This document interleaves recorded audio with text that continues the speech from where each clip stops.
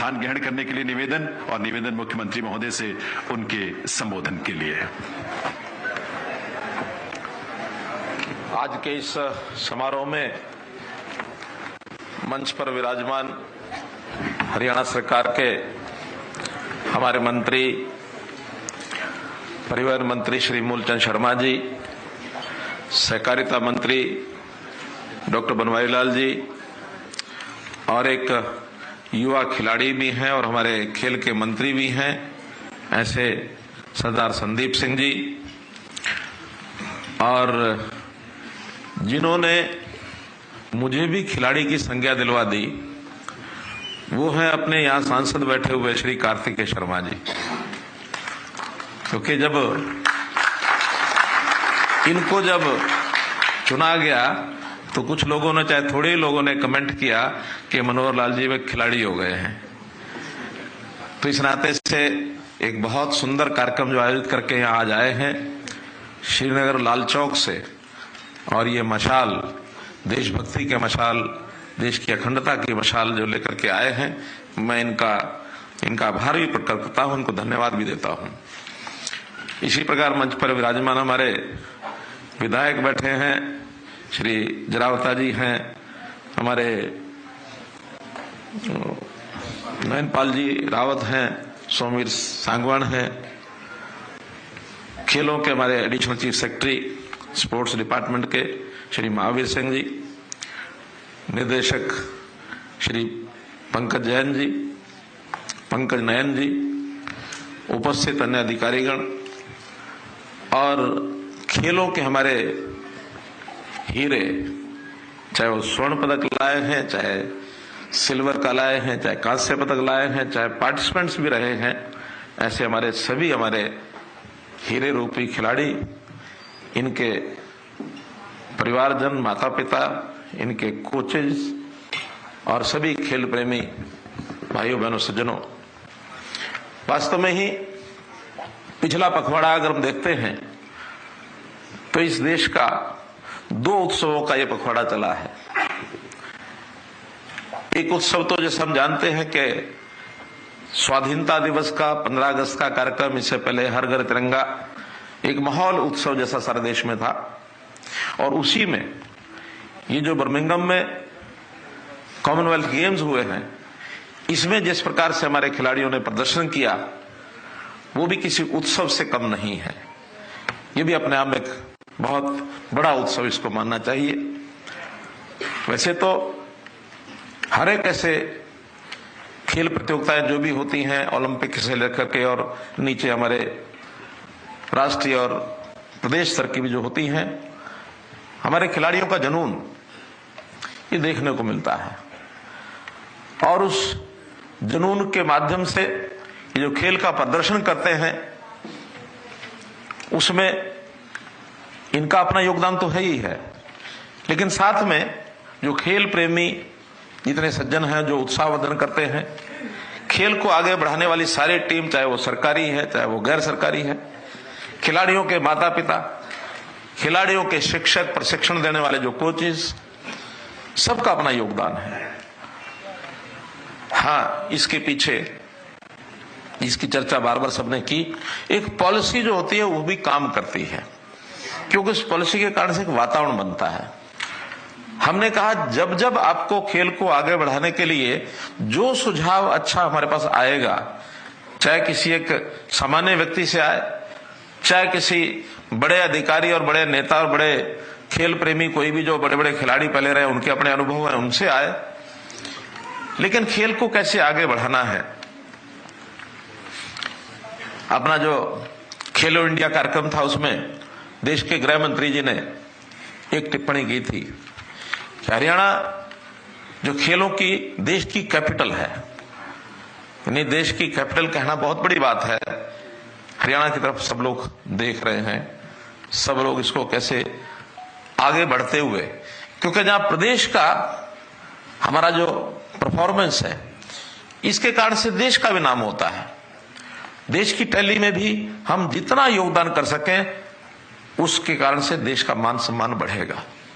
तो मित्रों, आज हम सब यहां एकत्र हुए हैं। आज ये मान सम्मान नाम से कि खिलाड़ियों का मान सम्मान करेंगे। खिलाड़ियों का तो मान सम्मान है ही है, उनके माता पिता का भी मान सम्मान है, उनके खेलों में आगे बढ़ाने के लिए जिसने भी योगदान दिया उसका सम्मान है, लेकिन सबसे बड़ा सम्मान वो मेरे हरियाणा प्रदेश का है, जिसके कारण से हम सब लोग आगे बढ़ रहे हैं। हम सब लोग इस नाते से अगर कोई लक्ष्य रखना है अपने प्रदेशवासियों को, तो मुझे अपने प्रदेश को कैसे आगे बढ़ाना है, ये अगर भावना सब में आती है तो हमारा गौरव आगे बढ़ेगा। आपको ध्यान में होगा, जब मैंने पहला चुनाव लड़ा 2014 में, उस समय एक नारा दिया था, हरियाणा एक, आगे क्या था, हरियाणा में एक। क्यों दिया था? सोच समझ के दिया था कि व्यक्ति कई बार छोटे दायरे में बंधा रहता है, अपने बारे में सोचता, अपने परिवार के बारे में सोचता, अपने गांव के बारे में सोचने लगता, अपने जाति के बारे में सोचने लगता है, लेकिन बड़ी सोच थोड़ी, वैसे तो राष्ट्रीय सोच हमारी, इससे बड़ी सोच भी राष्ट्रीय सोच है, लेकिन अगर प्रदेश के नाते भी अगर हमको अपना योगदान देना है तो प्रदेश की सोच पहले आएगी, उसके बाद राष्ट्रीय सोच भी आएगी। हर व्यक्ति में प्रदेश की अगर सोच बनती है, प्रदेश का गौरव उसके मन में आता है, तो निश्चित रूप से हमारा प्रदेश देश और दुनिया में सबसे आगे बढ़ सकता है। इसलिए आज हम यहां एकत्र हुए हैं। मैं इस अवसर पर ऐसे सब खिलाड़ियों को, इनको बहुत बहुत बधाई देता हूं और आशा करता हूं कि इसी प्रकार अपना जो एक टारगेट है उसको ऊंचा लक्ष्य रख करके, एम हाई, इस नाते से टारगेट ऊंचा अपना रखें और लगातार अपने इन प्रयत्नों में लगे रहें। निश्चित रूप से इनको एक दिन देश और दुनिया के अंदर लोग जानने लगेंगे कि हाँ भाई, ये हरियाणा का, भारतवर्ष का एक ऐसा खिलाड़ी जिसने किसी समय में अपना एक रिकॉर्ड बनाया था। तो इस नाते से हम आगे बढ़ें। पदकों की बात हो गई है बहुत, कि 17 पदक हमारे इंडिविजुअल जो प्रतियोगिता है उसमें आए हैं, और 3 पदक जो है टीम इवेंट के 3 पदक ही आए हैं। ये से ज्यादा 22 कैसे है, 20 पदक इस प्रकार के आए हैं। और बड़ी बात यह है कि जैसे हमने बेटी बचाओ बेटी पढ़ाओ का वो जो एक देश के प्रधानमंत्री ने आह्वान किया था, उसके अंदर बेटियां भी बहुत अच्छा परफॉर्मेंस कर रही हैं, हर क्षेत्र में कर रही हैं। और खुशी है, खेलों में सबसे अच्छा परफॉर्मेंस हमारी बेटियां कर रही हैं। हमारे इन खिलाड़ियों में से जो पदक लाए, 9 पदक जो हैं हमारी बेटियों के हैं। ये भी अपने आप में बहुत बड़ी उपलब्धि है और इसको भी हम लोग बनाए रखेंगे। इस प्रकार का विषय हम ध्यान रखेंगे। खेलों के अंदर इनाम अच्छे दिए जाते हैं, अच्छी बात है। आज एक बात जो अभी हमारे खिलाड़ियों में से एक ने कही कि प्रथम, द्वितीय, तृतीय, यानी गोल्ड मेडल, सिल्वर मेडल और ब्रॉन्ज मेडल, इनके लिए तो इनाम की राशियां तय थी। जब ये पिछला ओलंपिक हुआ उस समय हमको ध्यान में आया कि आखिर जो ब्रॉन्ज लेने से थोड़ा सा चूक गया, उसको ब्रॉन्ज तो नहीं कहेंगे, लेकिन क्योंकि हारा भी है तो भी 4th लेवल पर तो रहा है वो, तो 4थे स्थान पर आने वाले के लिए भी हमने इसमें एक विशेष प्रावधान किया कि जो पार्टिसिपेंट को मिलेगा, बाकी पार्टिसिपेंट्स हैं, उससे डबल राशि, और वो जो 4था नंबर पर आया उसको भी मिलेगी। संयोग से इस बार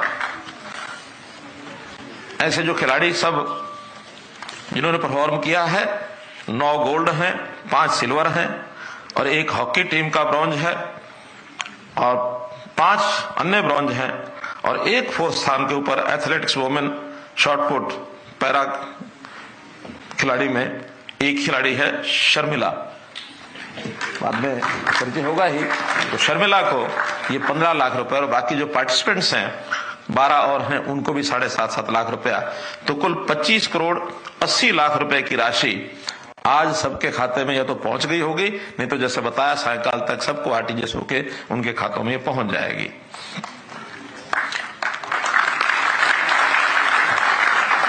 मित्रों, ये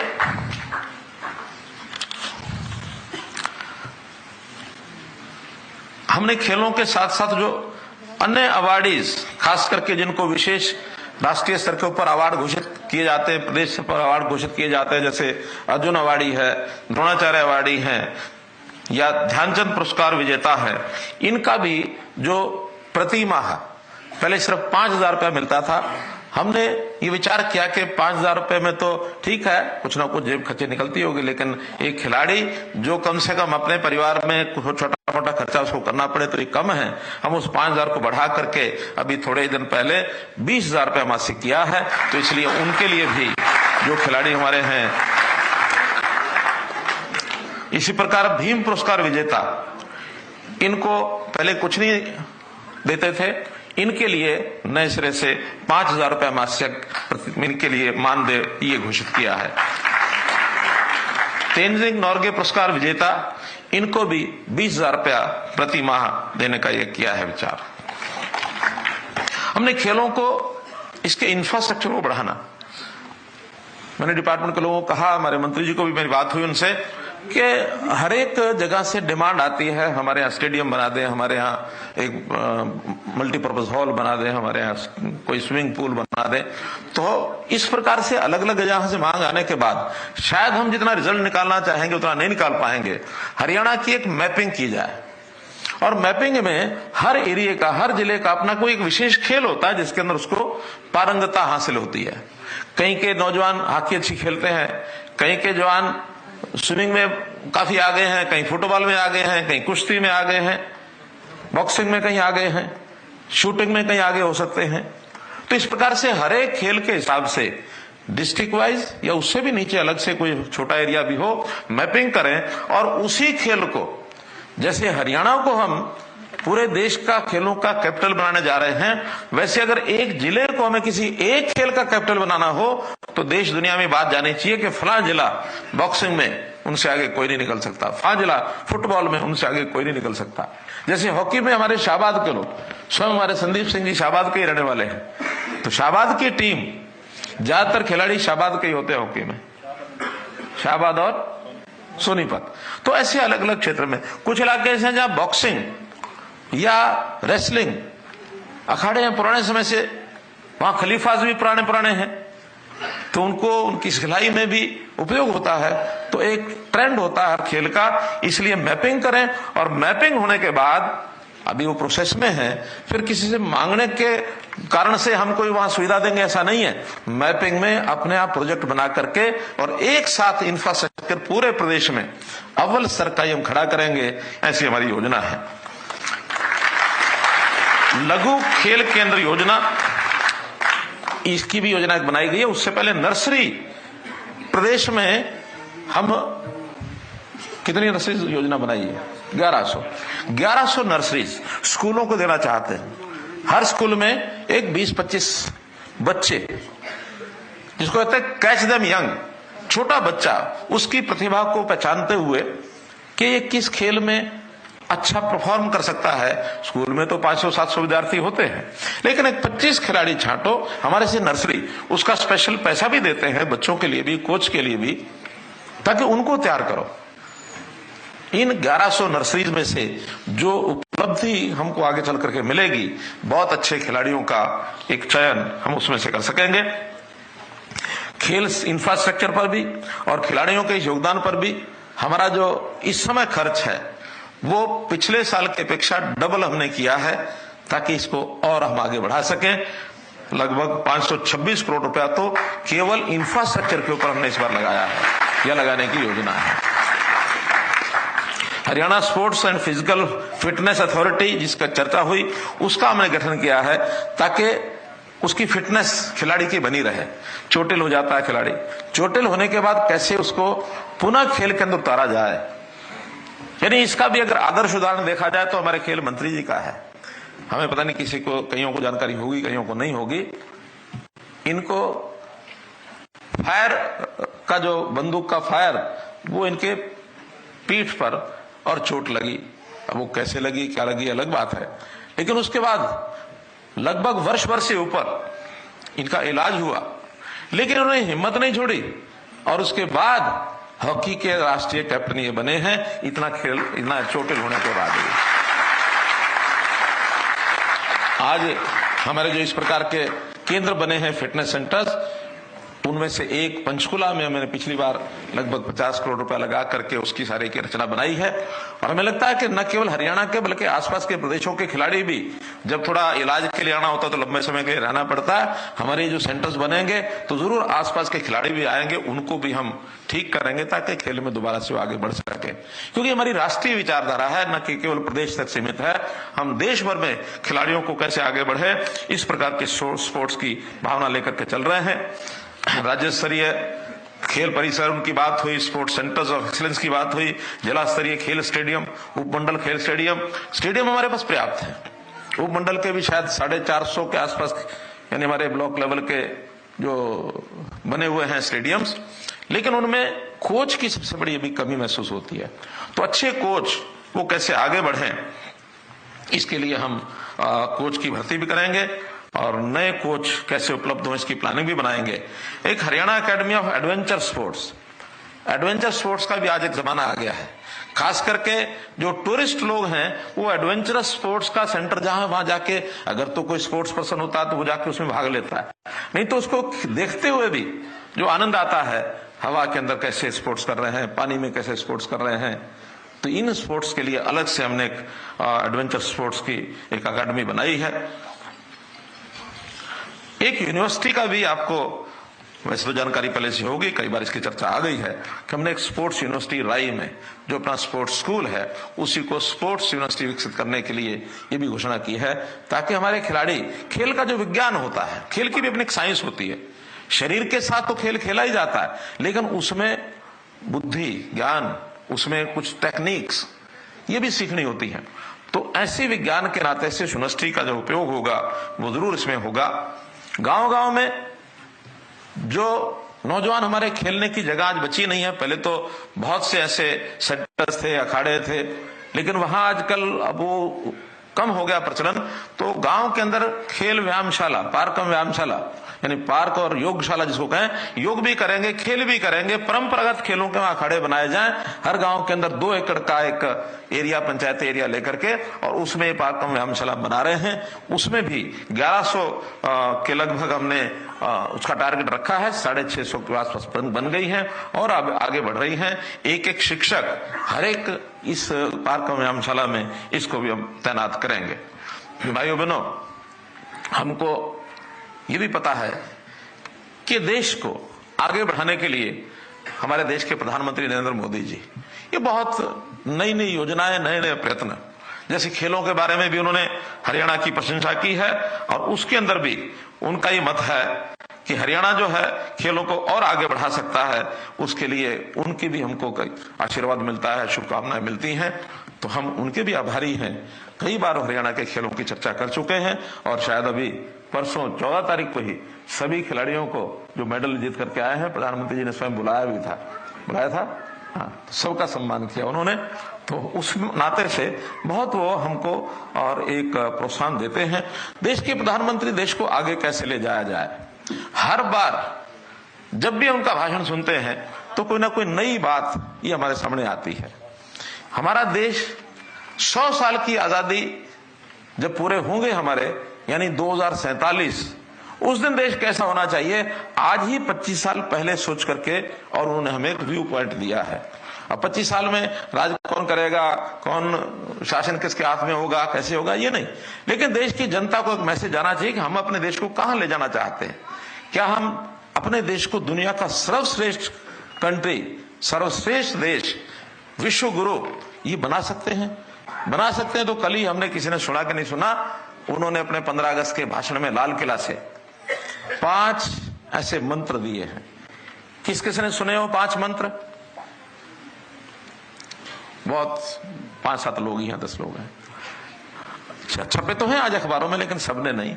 अब उसमें बहुत विस्तार से उन्होंने बोला, लेकिन मैं संक्षेप में, पहला मंत्र उन्होंने कहा कि देश बड़े संकल्प लेकर के चलेगा, और बड़ा संकल्प विकसित भारत, इससे कुछ कम नहीं होना चाहिए।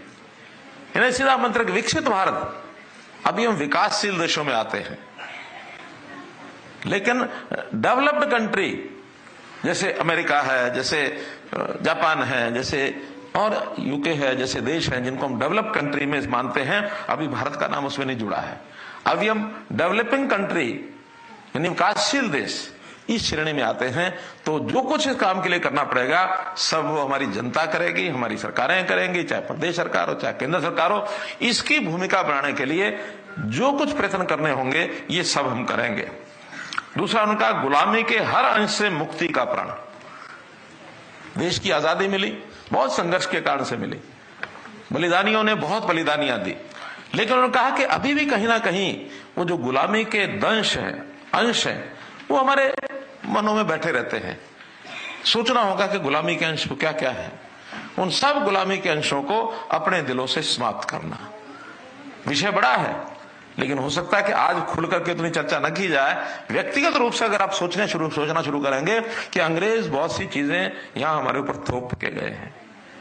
देश आजाद हुआ, आजाद होने के बाद विकास भी किया, उस समय सुई भी नहीं बनती थी। अब हमारे यहां देश के अंदर चंद्रयान और मंगलयान तक पहुंचने की बातें हम कर रहे हैं। लेकिन फिर भी बहुत चीजें ऐसी हैं जो आज गुलामी के अंश कहीं ना कहीं लोगों के मन में, और देश की विभाजनकारी शक्तियों में कोई कोई अभी भी उभर करके आता है। इन सबको कैसे कर्ब करना है, कैसे दबाना है, कैसे उसका मुकाबला करना है, ये भी हमको सोचना होगा। तीसरी प्रण की जो शक्ति उन्होंने बताई कि विरासत पर गर्व होना चाहिए।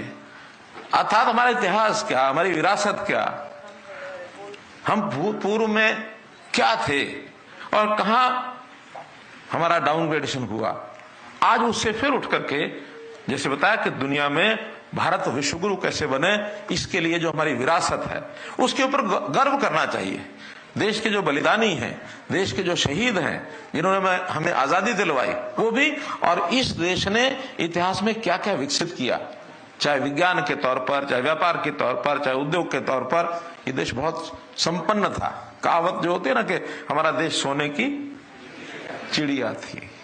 अब वो सोने की चिड़िया उड़ती होगी ऐसा नहीं है, एक कहावत है कि हमारे देश में बहुत संपन्न थे हम लोग, और साधन संपन्न होने के लिए एक विरासत के ऊपर अपना गर्व जो होना चाहिए।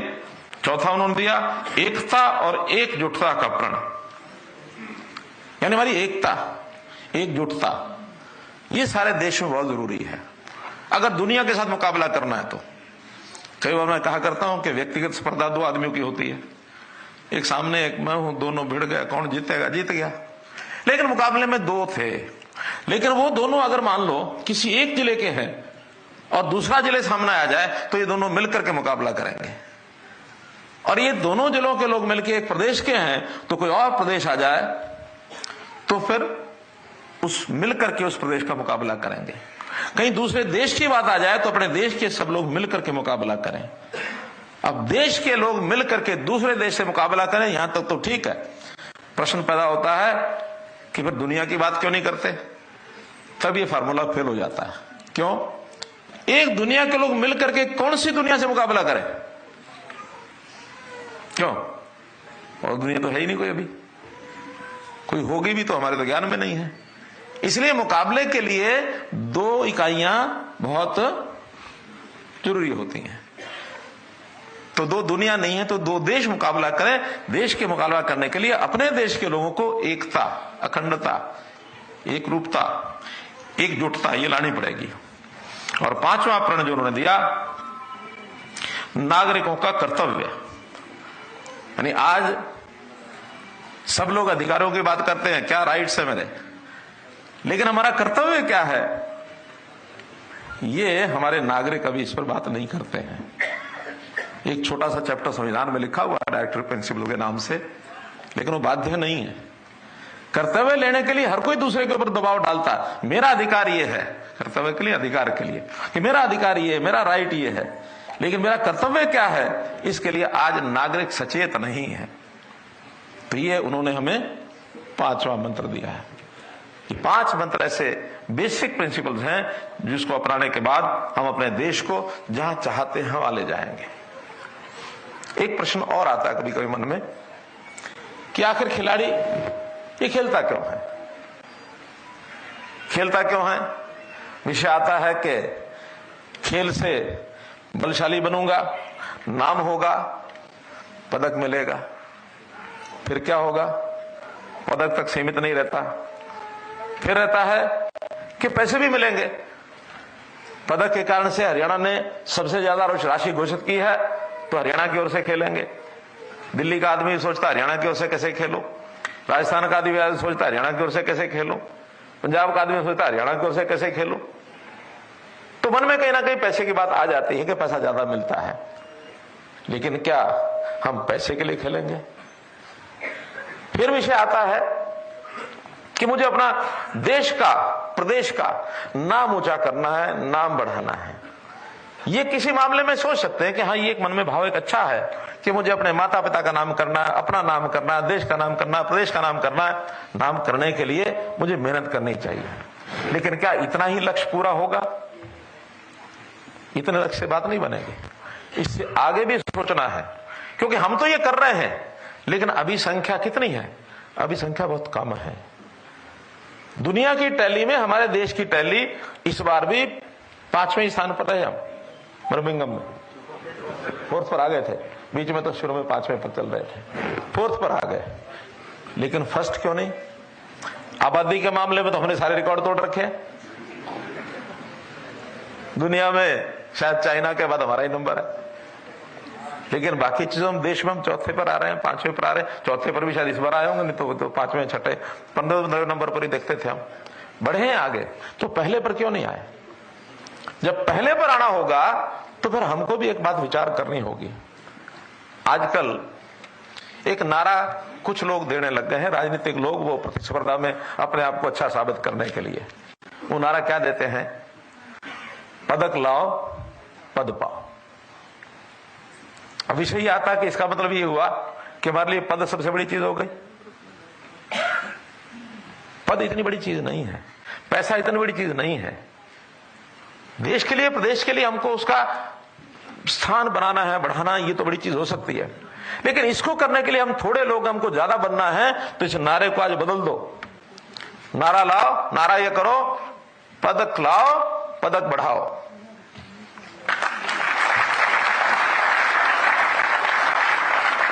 जैसे बेटी बचाओ बेटी पढ़ाओ था, बेटी पढ़ाओ था, ऐसे ही पदक लाओ, पदक बढ़ाओ। अब पदक बढ़ाएंगे कैसे हम? इसके लिए फार्मूला सीधा सा है कि अपनी जगह मैंने एक ने पदक लिया है, तो मैं ऐसे खिलाड़ियों को तैयार करूं जो कम से कम मेरे द्वारा तैयार किए जाने वाले 5 खिलाड़ी, 10 खिलाड़ी वो पदक लाए। और वो तब ला सकते हैं कि जब आप जीवन का कैरियर खेल को बना लो और कुछ मत सोचो। खेल में आगे बढ़े हैं, हमारी पारंगता, हमारा टैलेंट ये खेल है। इस खेल का, टैलेंट का उपयोग करते हुए, इस अपनी शिक्षा का उपयोग करते हुए हम और लोगों को प्रेरित करके पदक कैसे बढ़ाएं। तो पदक बढ़ाने का काम करोगे तो चाहे आप व्यक्तिगत जीवन में कुछ व्यवसाय अपनाओ, चाहे आप सरकारी सेवा में जाओ। लेकिन सरकारी सेवा में ठीक है, पद मिलेगा, लेकिन उसमें भी खेल में कैसे मैं उपयोगी हो सकता हूं, इस ओर योजना बननी चाहिए। और हमारे लालच इधर उधर के हो गए तो फिर एक सीमा तक हम अपना व्यक्तिगत हित ये तो साध लेंगे। हित 2 प्रकार के होते हैं, एक व्यष्टि हित, एक समष्टि हित। व्यष्टि होता है व्यक्तिगत हित, समष्टि हित होता है सारे समाज का हित।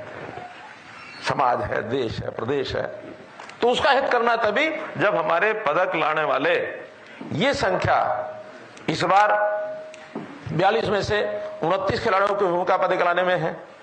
क्योंकि पदक 20-22 ही है, लेकिन कुछ टीम के अंदर लाए हैं, तो सब मिला के खिलाड़ी 29 हैं जिन्होंने पदक लाने में अपनी भूमिका निभाई।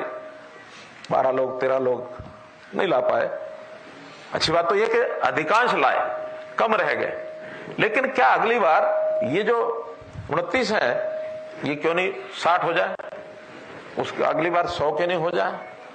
तो ये संख्या जब बढ़ाएंगे, इसमें चाहे सरकार की नीति हो, चाहे सरकार का इंफ्रास्ट्रक्चर हो, चाहे हम लोगों की दृष्टि हो, हम कैसे अपने प्रदेश में वातावरण बना सकें। और कहना हमारे गृह मंत्री अमित शाह जी का कि देश में की कैपिटल, खेल की कैपिटल हरियाणा कैसे बने, इस ओर अगर हम विचार करेंगे तो निश्चित रूप से हम लोग आगे बढ़ेंगे। आप सब लोगों को पुनः बहुत बहुत बधाई, बहुत बहुत शुभकामना।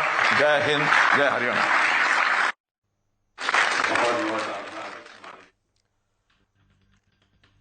कॉमनवेल्थ खिलाड़ियों का सम्मान समारोह, और इसमें क्या कुछ कहा मुख्यमंत्री ने, यह आपको सुना। बर्मिंघम में हमारे खिलाड़ियों का प्रदर्शन उत्सव से कम नहीं है, यह मुख्यमंत्री ने कहा। इसके साथ ही उन्होंने कहा कि बर्मिंघम में हमारे खिलाड़ियों का प्रदर्शन बहुत ज्यादा उत्साहजनक रहा। खिलाड़ियों के प्रदर्शन में कोच की बड़ी भूमिका होती है। इसके अलावा उन्होंने कहा कि खिलाड़ियों को आगे बढ़ाने पर लगातार काम हो रहा है। आज के समय सभी हरियाणा की ओर देख रहे हैं। तो मुख्यमंत्री ने क्या कुछ कहा अपने संबोधन में, यह आपको हम बता रहे हैं। खिलाड़ियों की जमकर उन्होंने तारीफ की और उन्होंने कहा कि सरकार भी लगातार खेल और खिलाड़ियों को आगे बढ़ाने का काम कर रही है, और उसका असर यह देखने को मिल रहा है कि दूसरे प्रदेश के खिलाड़ी भी हरियाणा प्रदेश से ही खेलना चाहते हैं, क्योंकि यहां पर इनामी राशि ज्यादा है। इसके साथ ही उन्होंने उन राजनीतिक पार्टियों पर भी निशाना साधा जो पदक लाओ पद लाओ की बात करती है। उन्होंने कहा कि पदक लाओ पद पाओ, पदक लाओ पद पाओ। अब इस पर हमें ध्यान नहीं देना है, बल्कि हमें नया नारा लगाना होगा, और वो नारा है कि आप पदक लाओ पदक बढ़ाओ। पदक लाओ भी, और अगर आप इस बार पदक लेकर आए तो अगली बार उन पदकों की संख्या ज्यादा होनी चाहिए। ये बात भी मुख्यमंत्री मनोहर लाल की ओर से इस दौरान की गई है। हरियाणा खेलों की राजधानी है, एक बार फिर से उन्होंने इस बात को दोहराया। उन्होंने कहा कि खिलाड़ियों का हम सम्मान कर रहे हैं, अच्छी बात है, लेकिन हमें अपनी मेडल टैली को और ज्यादा ऊपर लेकर जाना होगा। इस बार हम चौथे पांचवें स्थान पर रहे, हम चौथे स्थान पर रहे, ये अच्छी बात है, लेकिन हम पहले स्थान पर क्यों नहीं आते? जब हमारी देश की जनसंख्या इतनी बढ़ रही है, सिर्फ चीन से हम दुनिया भर में पीछे हैं, तो ऐसे में हम अपने पदकों की संख्या बढ़ाकर अपनी मेडल टैली को खेलों के अंदर ऊपर क्यों नहीं कर सकते हैं? ये सवाल भी उन्होंने किया। इसके साथ ही उन्होंने कॉमनवेल्थ गेम्स में भाग लेने वाले सभी खिलाड़ियों को बधाई दी, शुभकामनाएं दी, और इसके साथ ही उन्होंने ये कहा कि पहले, दूसरे और तीसरे नंबर पर आने वाले खिलाड़ी नहीं, बल्कि चौथे नंबर पर आने वाले खिलाड़ी का भी हम सम्मान करते हैं, और इसीलिए हमने एक ऐसी खेल नीति बनाई है कि सभी खिलाड़ियों का सम्मान हो। जिन खिलाड़ियों ने किसी भी प्रतियोगिता में भाग लिया लेकिन मेडल नहीं ला पाए, हमारी